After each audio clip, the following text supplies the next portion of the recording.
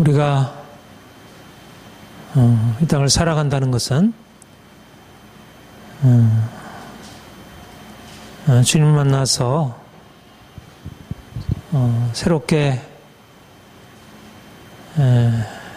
이제 발견하게 된 새로운 삶의 길을 쫓아서 살아가는 것입니다.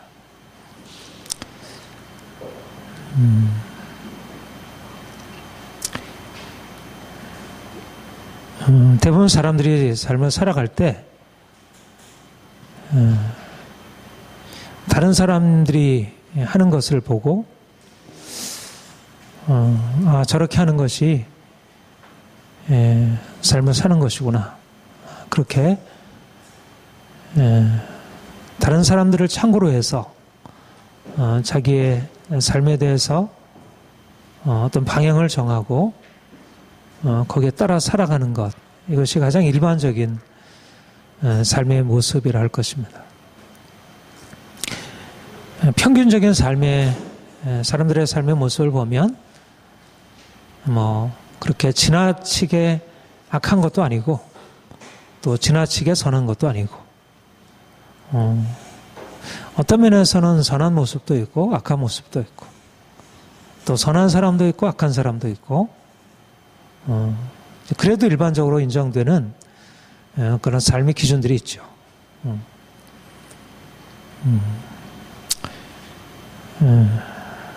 그래서 그런 보통 사람들이 살아가는 삶을 이렇게 그런 대로 살아가게 되면 저 사람 괜찮아 이렇게 이제 인정을 받게 되고, 그렇지 못하면 저건 너무 심한 것 같아 이렇게 비난을 받게 되고, 그래서 우리가 어느 정도 우리 공동체를 이루게 되면 삶에 사람들이 살아가는 모습을 보고 그런 어떤 평가가 있고 이제 거기에 따라서 나도 저렇게 살아가지 말아야지, 또 저렇게 살아가야지 하는 이제 그런 생각을 하게 됩니다. 그런데 우리가 주님을 믿는다는 것은 사실상 다른 사람들이 살아가는 걸 보며 우리가 저렇게 살아가야지, 살아가지 말아야지, 이제 이런 삶의 기준을 가지고 살아가던 것에서 이제 다른 기준, 하나님이 우리에게 말씀하시고 또 우리 앞서 예수님이 살아가신 그 삶의 길을 바라보고 우리가 거기서 자신을 새롭게 이해하고 내가 어떻게 살아갈지에 대해서 생각하는 것입니다. 그러니까 다른 사람들이 가장 정상적이라고 생각하는 길들이라 하더라도 하나님의 말씀에 부합하지 않으면 그 길을 따라가는 게 아니고요. 또 사람들이 저거는 너무 심해, 저렇게까지 살아갈 필요가 있을까? 저건 너무 고지식하고 그렇게 바라보는 것이라 하더라도 주님 말씀하시면 내가 그 길을 걸어가는 것입니다. 그러니까 여러분들이 이렇게 이제 주일마다 예배에 참석해서 하나님 말씀을 듣는 이유는 내가 이전에 살아왔던 삶의 방식에서 이제 과연 이것이 주님이 내게 말씀하시는 것일까 이렇게 돌아보고 이제 내 생각을 내 삶의 방식을 이전에 행하던 것과 그렇게 동일하게 행하던 것에서 이제 주님이 내게 말씀하시는 것으로 이렇게 바꿔 행하는 것. 너희는 새로운, 누구든지 그럴 수 안에 있으면 새로운 피조물이라. 이전 것은 지나갔으니 오라 새 것이 되었도다.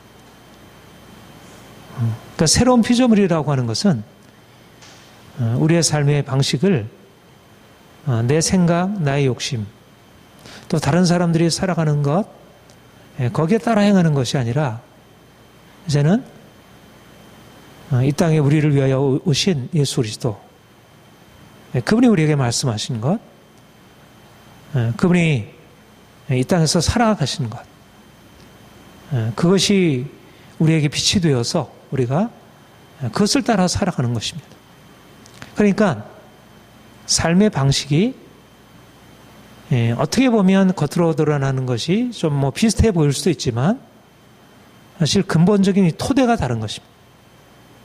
그래서 우리가 살아가는 삶의 토대는 우리 자신의 경험, 또 주변 사람들의 삶의 방식들, 거기에 비추어서 우리가 살아가는 것이 아니고 누구든지 그리스도 안에 있으면 새로운 피조물이라.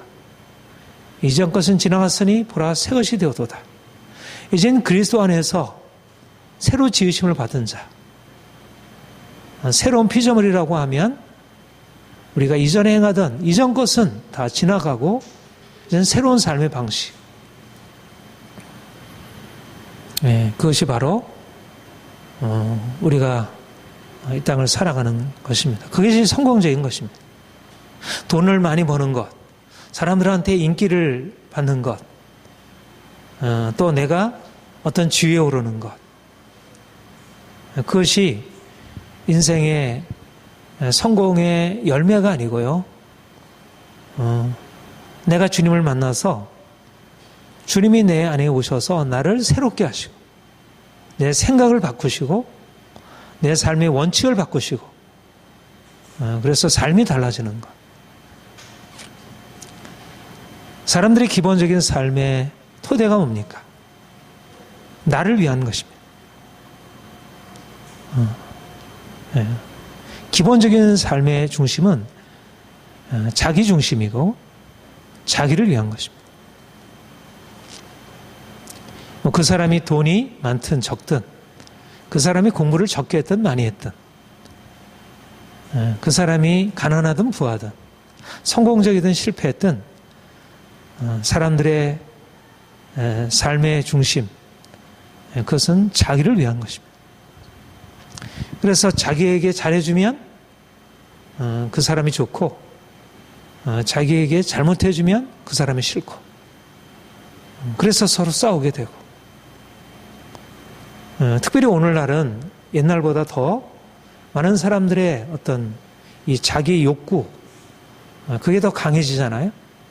이 포스트 모던 사회의 가장 큰 특징은 자기 욕망에 충실한 것입니다.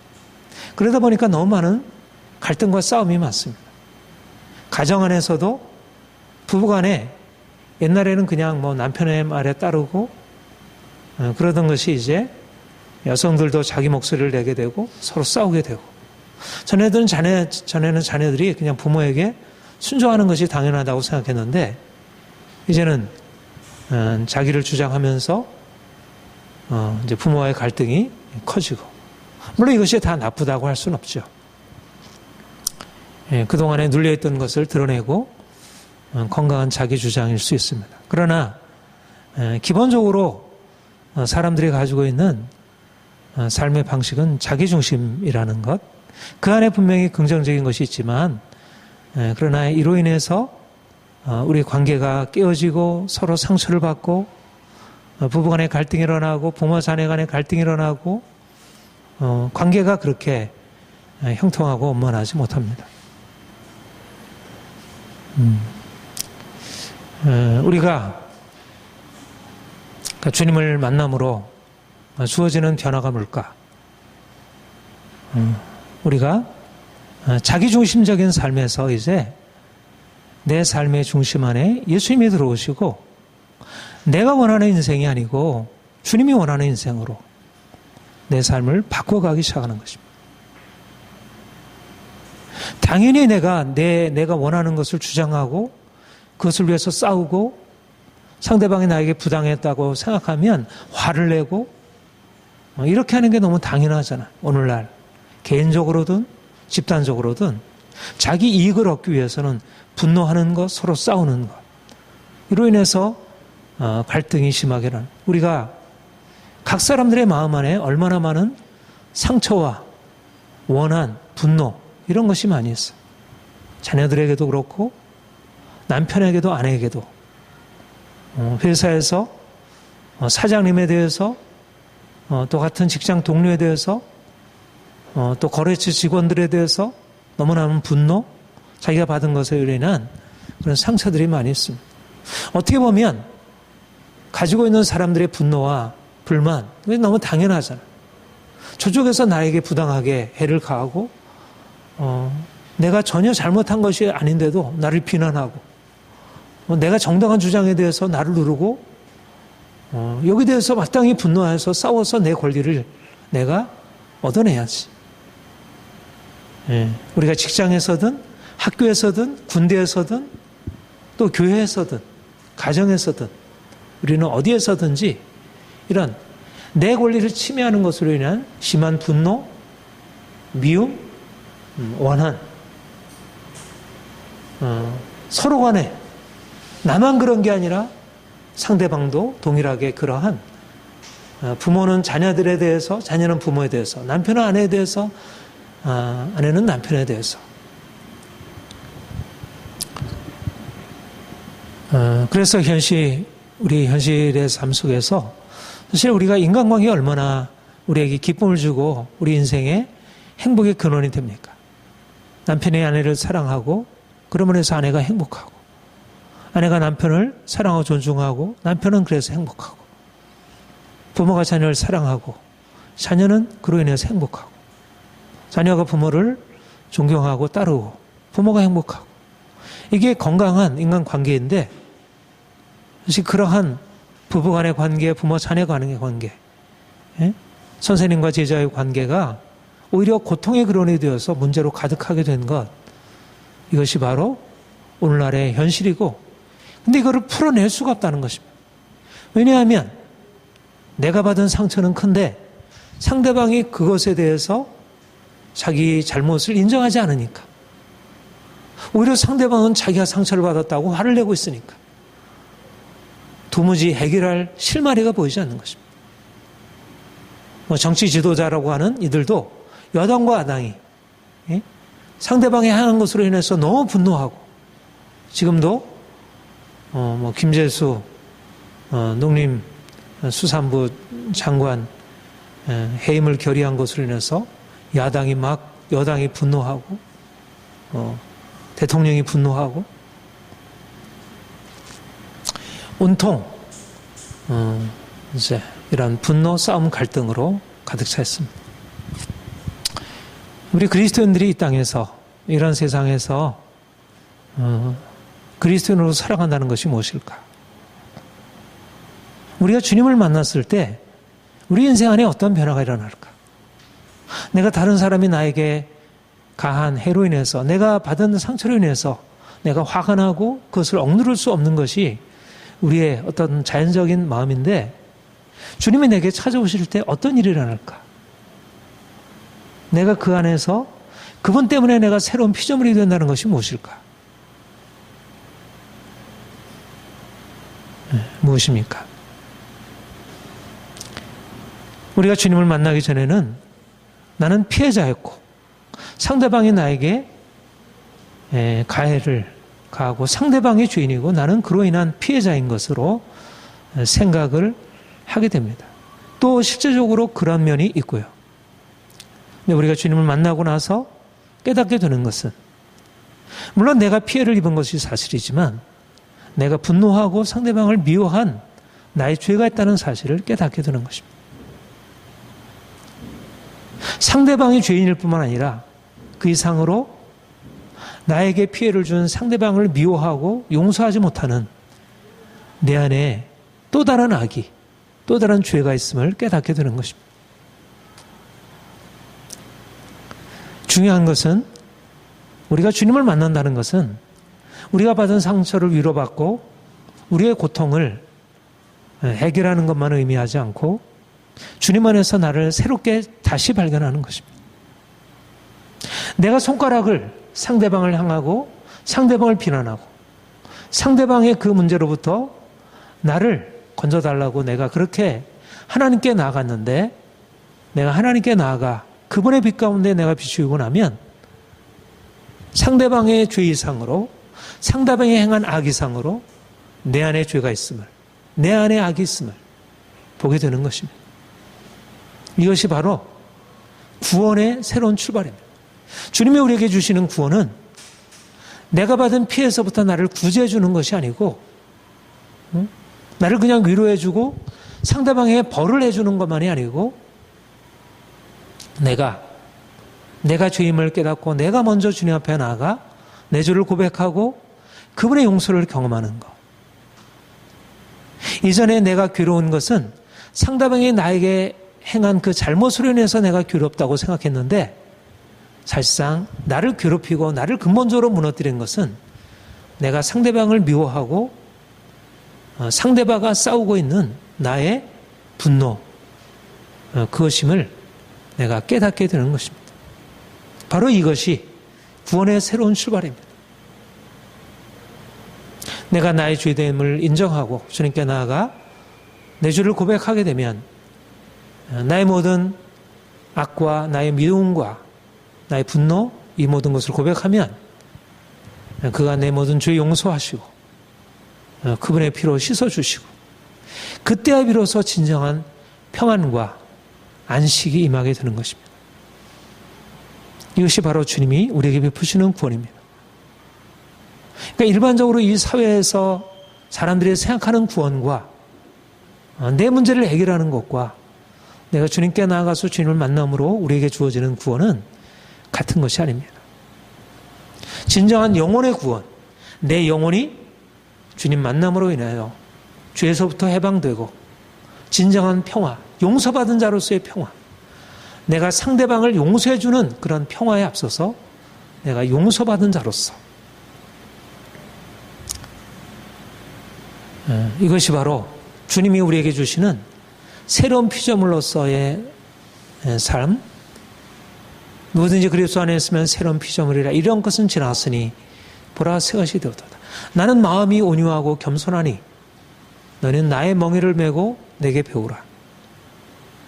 우리가 주님께 나아가서 주님과 같이 우리가 그분의 빛 가운데서 우리가 겸손케 되고 낮아지고 그래서 이제 내 안에 일어나던 분노 대신에 보다 온유한 마음으로 낮아져서 오히려 내 죄를 인정하고 상대방의 죄에 대해서 좀 더 관대한 자세를 취하게 됩니다. 이것이 바로 주님이 우리 안에 행하신 새 일이고 우리가 세상과 달라진 것입니다. 우리는 세상과 다른 사람들입니다. 너는 세상의 빛이라. 너는 빛의 자녀라. 빛의 열매는 모든 착함과 의로움과 진실함이 있느니라. 우리가 빛이기 때문에 주님이 온유하고 겸손한 분으로 빛으로 사셨듯이 이제 내가 다른 사람을 미워하고 상대방에게 미워하고 싸우려 하기보다 겸손하게 낮아서서 나를 돌아보고 더 선하게 바꿔가는 빛으로 살아가는 것입니다. 이제는 너희가 이 모든 것을 벗어버리라. 분함과 노여움과 악의와 비방과 너희 입에 부끄러운 말이라. 오늘날 사람들의 삶의 모습 아닙니까? 분함과 노여움과 악의와 비방, 부끄러운 말. 이게 가정 안에, 이게 학교에, 이게 직장에, 이게 정치 현장에 너희가 거짓말을 얼마나 옛사람과 그 행위를 벗어버리고 새사람을 입었으니 주님이 우리에게 오셔서 우리 안에 있는 모든 옛사람의 모습, 우리 안에 있는 억울함, 상처, 분노, 악의, 비방 이 모든 것을 벗어버리게 하신 것입니다. 우리가 이전에 주님 만나기 전에는 그게 너무 자연스러운 감정이었습니다. 그 감정이 아니라면 이 상황에서 어떻게 달리 대응할 수 있을까? 남편에 대해서, 부모에 대해서, 주변에 나에게 해를 가한 그런 동료들에 대해서 내가 이런 감정 외에 어떤 감정을 품을 수 있을까? 너무 억울하고 너무 화가 나고 뭔가 갚아주지 않으면 안 될 것 같고 이것은 너무 당연한 오늘날 우리 자신을 비롯해서 주위에 너무나 많은 사람들이 이런 분노, 원한, 보복 감정으로 얼마나 깊이 차 있는지 자녀들이 그러하고 아내들이 그러하고 며느리들이 그러하고 직장에 부하 직원들이 그러하고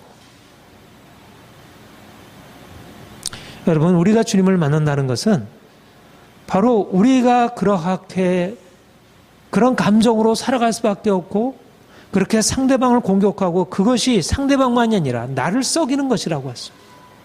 그런 분노와 원한의 감정이 상대방을 죽이기 전에 나를 죽이고 나를 고통스럽게 하는, 함께 묻고 함께 죽어가는, 오늘날 너무나 이것이 퍼져가고 있고 청소년들 안에, 어린아이들 안에까지 이것이 감염되고, 그래서 아이들이 더 폭력적이 되고 그런 폭력적인 게임이나 이런 것에 더 익숙하게 되고.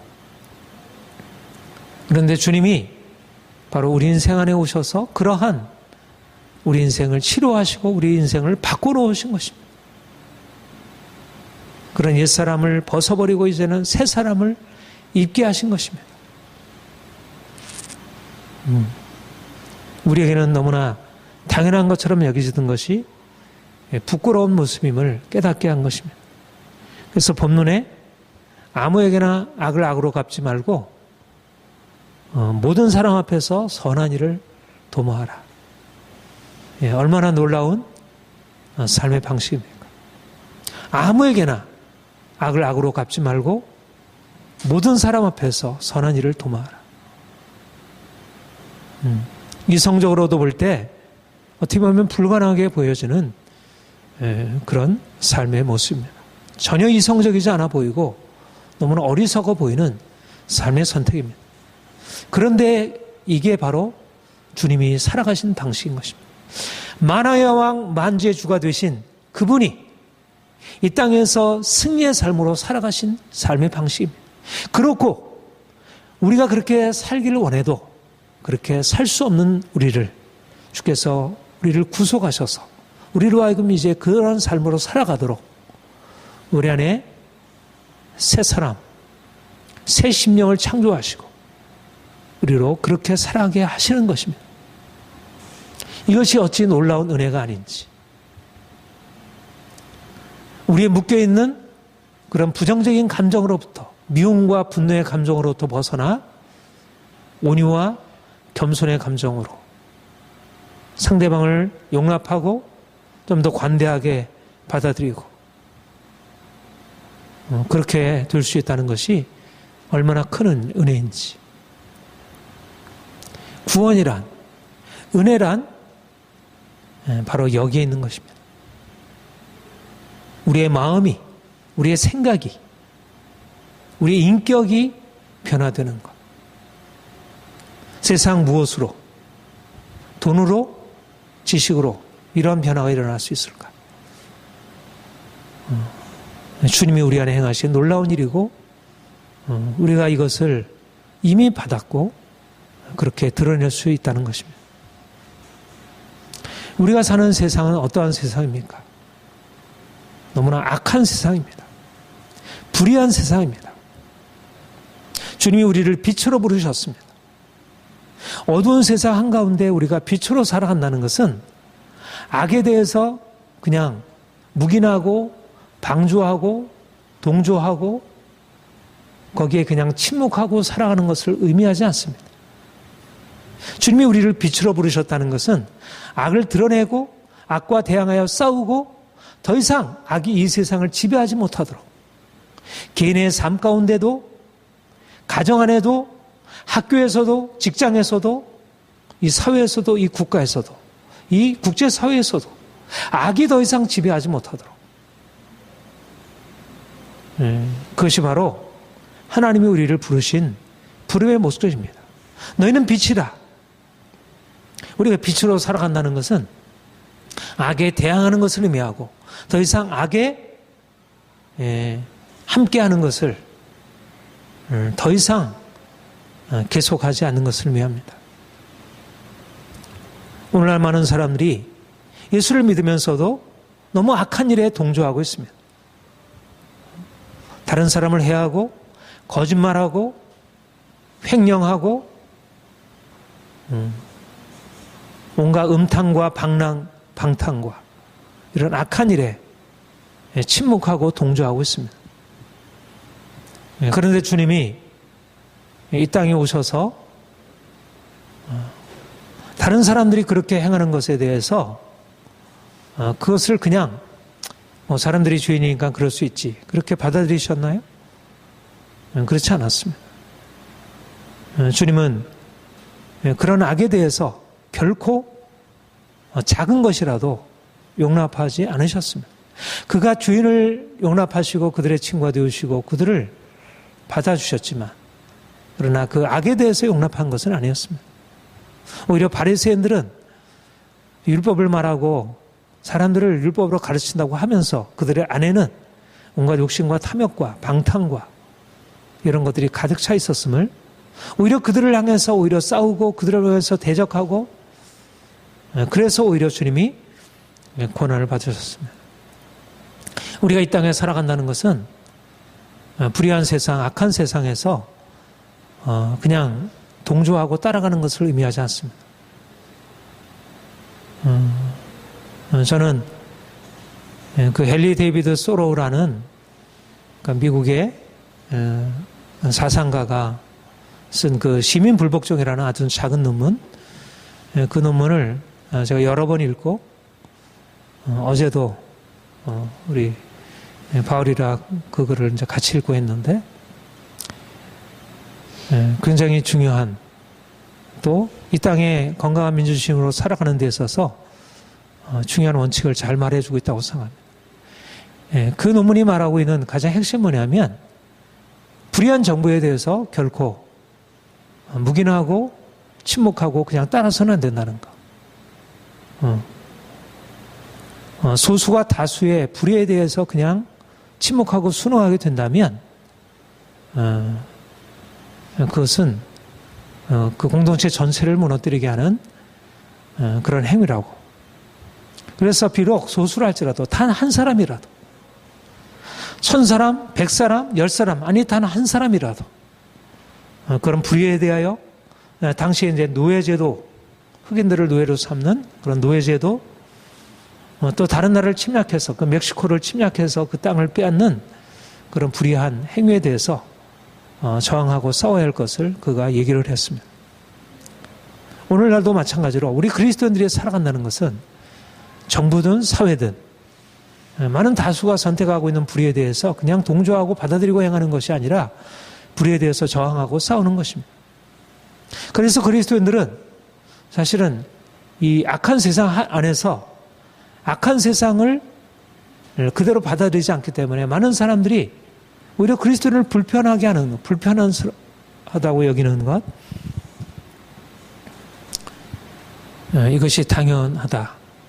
저는 오늘날 그리스도인들이 그 역할을 해야 하리라. 자기가 속한 영역 속에서, 회사에서, 사회에서, 국가에 대해서 그 불의한 것에 대해서 불의하다고 말하고, 그로 인해서 미움을 받는 것. 주님이 요한복음 3장에서 그렇게 말씀하셨습니다.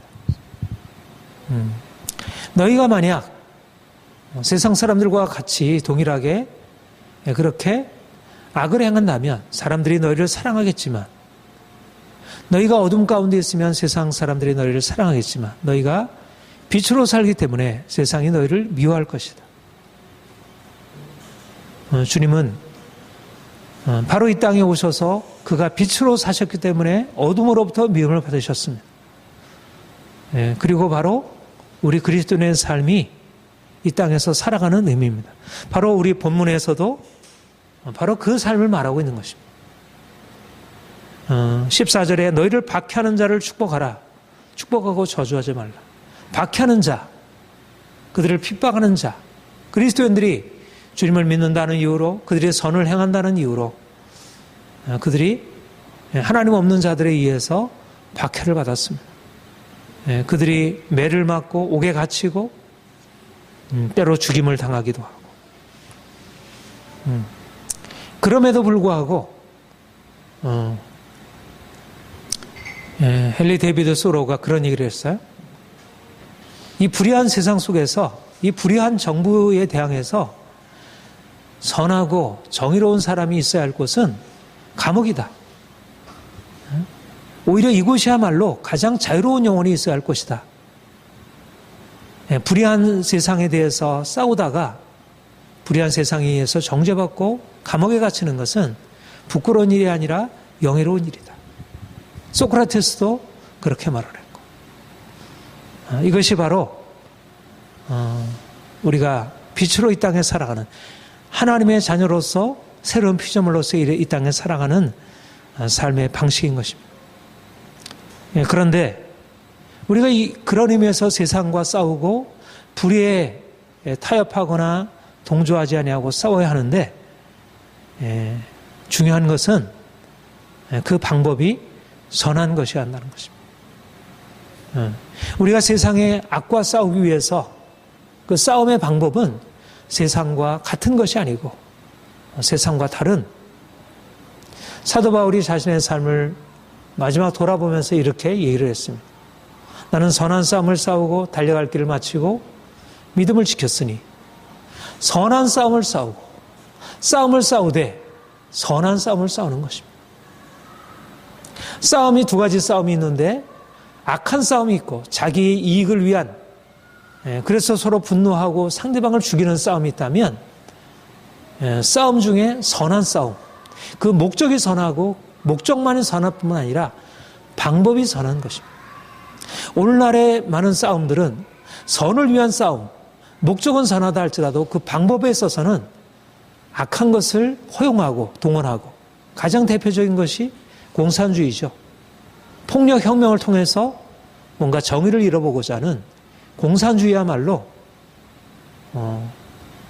말하자면 선을 위한 것 같아도 결국은 악을 허용함으로 더 악이 세상을 더 뒤덮게 만드는 장본인, 소련이 그러하고 중국이 그러하고 오늘날 북한이 그러하고, 오늘날 많은 사람들이 뭐 그렇게까지 공산주의와 같은 그런 방식으로 선을 이루려고 할지라도, 그렇지는 않다 할지라도 사람들이 취하고 있는 것들은 자기 이익을 얻기 위하여 또는 다른 사람의 유익을 준다고 하면서 서로 분노하고 미워하고 힘을 동원해서 싸우고, 참 저는 안타까운 것은 오늘날 믿는 사람들마저도 뭔가 정치적으로 이 불의를 개선하기 위해서 힘을 동원해야 한다고 하면서 거기에 대해서 어떤 세상적인 방법으로 싸우는 것을 보게 됩니다. 그런데 주님이 우리에게 말씀하는 것은 너희가 선한 싸움을 싸워야 한다. 중요한 것은 뭐냐면 우리 자신 안에, 먼저 우리 자신 안에 있는 악이 다뤄져야, 먼저 내 안에 악이 다뤄지지 않으면 내가 선한 싸움을 싸운다고 하면서, 정의를 위한 싸움을 싸우면서 오히려 그 싸움으로 인해서 내가 오히려 더럽혀지게 되고 함께 오염되고 감염되는 것입니다. 이것이 대부분의 많은 싸움들, 처음에는 마땅한 정의를 위한 싸움처럼 여겨지고 내가 잃어버린 나의 권리를 위한 싸움이고 또 약자의 권리를 위한 싸움으로 시작한 것이지만 결국 그 싸움이 감정 싸움으로 치닫게 되고 그래서 더 악에 오염되는 일들이 너무나 많은 것을 보게 됩니다. 그래서 본문에서 아무도 악을 악으로 갚지 말라. 할 수 있거든 모든 사람과 더불어 화목하라.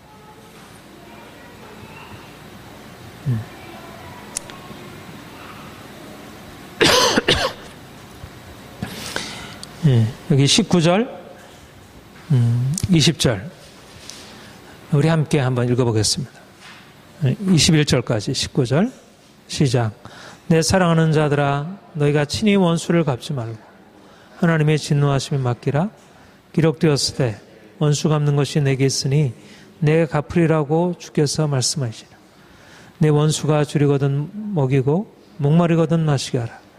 그리함으로 내가 숯불을 그 머리에 쌓아 놓으리라. 악에게 지지 말고 손으로 악을 이으라. 사랑하는 자들아 너희가 원수를 친히 갚지 말고 하나님의 진노하심에 맡기라.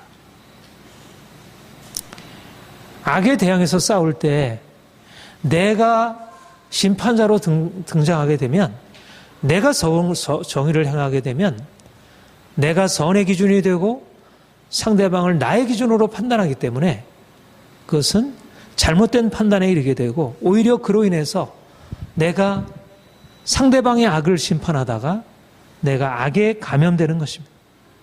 중요한 것은 하나님이 심판자이시고 하나님이 정의로 각 사람의 행한 대로 심판하신다는 것을 알 때 내가 나의 분노, 나의 판단을 내려놓게 되고, 그래서 오히려 그러한 상황 가운데 잠잠히 하나님이 행하실 것을 기다리고, 물론 내가 때때로 발언하기도 하고 내가 때때로 싸우기도 하고 내가 분노할 수도 있지만, 그러나 1차적으로 필요한 것은 내가 판단자가 아니고 내가 심판자가 아니고 주께서 정의로 심판하실 것을 내가 믿음으로 인정하고 그분이 행하실 것으로 그분에게 맡겨드리고 내가 잠잠히 그분을 바라보는 것입니다. 이것이 바로 우리가 나의 감정을 주님께 내려놓고 그가 일에 개입하셔서 그가 친히 재판장으로 다스려 가시는 것입니다. 주님이 어떻게 하셨습니까? 주님이 이 땅에 오셨을 때 얼마나 억울하게 그가 죄인들에게 심판을 받으시고 십자가에 달리셨습니다. 그런데 그 상황에서 주님이 대응하신 모습이 어떠합니까? 욕을 당하시되 맞대 욕하지 아니하시고 고난을 당하시되 위협하지 아니하시고 오히려 공의로 심판하실 자에게 부탁하셨다. 이것이 바로 십자가의 길입니다. 그리고 우리로 하여금 그분의 길을 따라오도록 부르신 것입니다. 십자가가 패배의 길입니까? 십자가로 인해서 주님께서 패배하셨습니까? 그가 약하게 십자가에 지는 것이 불의한 자들을 허용하고 그 악에 대해서 조장하게 된 것입니까? 일시적으로 그렇게 보였지만, 그러나 근본적으로 그 십자가로 인해서 악의 세력이 심판을 받은 것입니다. 예수님은 그러하셨는데 우리는 그렇지 않을까? 그렇지 않은 것입니다. 때때로 우리가 발언해야 하고 때때로 우리가 악에 싸워야 되지만, 그러나 무엇보다도 무엇이 그 싸움을 방해하냐면 우리 안에 있는 분노, 우리 안에 있는 미움이 하나님의 분노를 가장한 것 같아도, 그러나 그것이 오히려 하나님의 선하심과 그분의 의를 가로막는 장애물이 되고 있다는 것. 오히려 우리가 가지고 있는 감정을 내려놓고 그분께 맡겨드리면 그가 친히 심판하시고 그가 친히 다스리시고 묵묵히 참고 견디고 고난을 감내하게 될 때 오히려 그분이 우리 안에 행하신 일을 보게 되는 것입니다. 이것이 예수님의 승리였고 이것이 사도 바울의 승리였습니다. 악에게 지지 말고 손으로 악을 이기라. 악과 대항에다 싸우는 것은 내가 승리하는 것 같아도 상대방을 내가 결국 굴복하게 해서 내가 승리한 것 같아도 그것은 오히려 악에 진 것이라면 오히려 내가 악에게 지는 것처럼 여기지만 내가 분노하지 않고 상대방에게 내가 대항하지 아니하는 것이 오히려 선으로 악을 이기는 것입니다. 여기에 놀라운 비밀이 있습니다. 이거는 너무 오늘날의 삶과는 너무나 맞지 않는 지나친 것 같아 보여도 오늘날에도 여전히 부부간에, 부모와 자녀간에, 회사에서 상사와 부하 직원 간에, 그리고 우리 이 사회에서 보수와 진보 간에 모든 싸움에서 통용되어지는 아주 중요한 원리입니다. 오늘날 이 원리가 무너졌기 때문에 많은 사람들이 자기가 이기려고 하다가 모두 다 함께 지는, 악에게 지어지고 모든 사람들이 다 이기려고 하다 결국은 모두가 함께 지는 그런 싸움을 싸우고 있는 것을 봅니다. 저와 여러분은 그리스도인입니다. 그리스도의 뒤를 따르는 십자가의 군병들입니다. 우리가 세상의 악과 결코 타협하지 않고 싸워야 되지만 세상 안에 있는 악과 싸우기에 앞서서 먼저 우리 안에 있는 악, 우리 안에 있는 미움, 우리 안에 있는 분노, 이 모든 것을 먼저 다스리고 주님께 내려놓아야 합니다. 그래서 참 자유를 얻고 이제 자유케 된 영혼으로서 사람들을 섬기고 사랑하고 그들을 죄에서 건져내는 것입니다. 우리의 싸움의 목표는 우리의 이익을 어떻게든지 내가 싸워서라도 쟁취하는 것이 아니라 하나님의 뜻을 이루는 것, 의를 이루는 것, 의를 위하여 우리가 싸우고 고난받는 것이지, 그것이 우리의 이익과 관련될 수 있을지라도, 때때로 우리의 이익을 포기하면서까지라도 우리는 하나님의 의를 이루고 선을 이루기 위하여 싸우는 것입니다. 주님이 반드시 정의의 심판자로 우리의 행하는 것에 대해서 갚아주실 것입니다. 당장 이 땅에서 사람들로부터 보응을 선한 그런 보상을 받지 못한다 할지라도 주님은 반드시 우리의 행한 의에 대하여 갚아주실 것입니다. 우리가 날마다 주님 앞에 서서 그분이 우리를 다스리심을 믿고 우리가 이 세상에 나아가 정의의 싸움을 싸우고 겸손하게 그러나 담대하게 어떠한 상황 속에서도 우리 자신을 내세우기보다 주님의 뜻을 앞세우고 특별히 이를 위하여 우리가 겸손과 온유로 무장해야 하는 것입니다. 겸손과 온유로 무장해야 악에 대해서 효과적으로 대항하고 이길 수가 있습니다. 겸손하고 온유한 자는 악에 대항해서 담대할 수 있습니다. 우리가 교만하게 되면 오히려 악에 대해서 두려워하게 되고 그 앞에 굴복하기 쉽습니다. 근데 겸손과 온유한 자는 하나님 편에 서서 악에 대항하여 담대하게 싸울 수 있습니다. 이것이 십자가 역설입니다. 사랑하는 성도 여러분, 주님이 우리 앞서 십자가로 승리하신 것처럼 우리도 이 땅에 살아가는 동안 세상과 타협하지 않고 십자가로 승리의 싸움을 싸우시기를 축복합니다. 기도하겠습니다.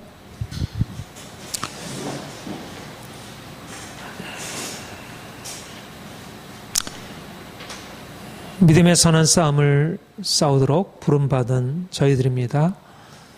주님께서 십자가로 모든 악의 세력을 정복하시고 심판하시고 영원한 생명으로 부활하신 것처럼 우리도 주님과 함께 십자가의 싸움을 싸우고 큰 승리 거두게 하옵소서. 우리 안에 있는 모든 교만과 분노, 악의, 비방 모든 것들을 다 십자가에 못 박게 하시고 이제 주님처럼 온유하고 겸손한 마음으로 주의 의를 세워가는 저희들 되게 하옵소서. 주님, 우리가 보다 낮아지기를 소망합니다. 우리가 모든 사람과 화평함을 도모하게 하옵소서. 우리를 통해서 이 땅에 전쟁이 그치고 평화가 도래하도록 하나님, 이 땅에 이 사회에 평화가 도래하도록 남북 간에도 평화가 도래하도록 평화의 일꾼 되어지도록 주님이 우리를 사용하여 주옵소서. 예수님의 이름으로 기도합니다. 아멘.